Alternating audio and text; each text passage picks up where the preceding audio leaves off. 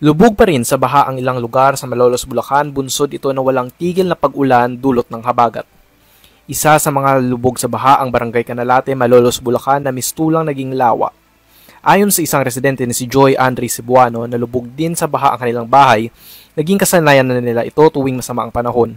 Dulot na din ito ng sira at baradong drainage system.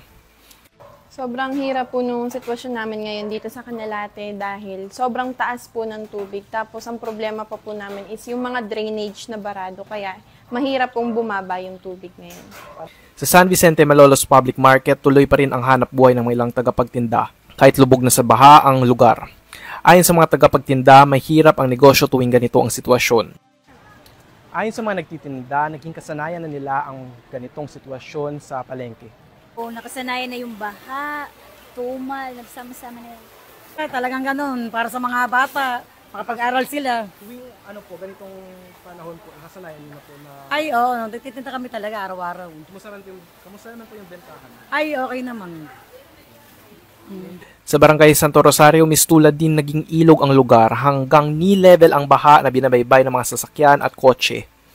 Ayon sa mga residente, bunsod ito ng baradong drainage system at pagpapakawala ng mga dam sa mga karating bayan.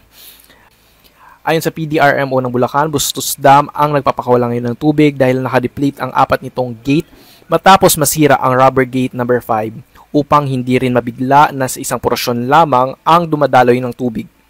Rubber gate number 5, pagkasira ng rubber gate number 5, ito ngayon ay hindi nga nakakapag-control ng tubig pero ito ay overflowing lang. Kaya pati yung ibang mga gates nito ay nakadeplete lang o nakapagpasingaw para hindi masira sa daloy ng tubig. Nakahanda na rin ang PDRMO sa dalawang namumuong LPA na baka maging ganap na bagyo na papalakasin ang habagat sa mga sumusunod na araw.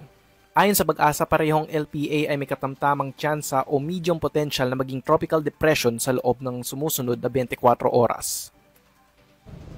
Ayon sa PDRMO ng Bulacan, noong Hunyo pa lamang ay nakahanda at nakantabay na sila sa napaparating na sama ng panahon dulot ng habagat. Para sa EuroTV News, mula dito sa Malolos, Bulacan, AJ Galila, sumasaludo sa bawat Pilipino.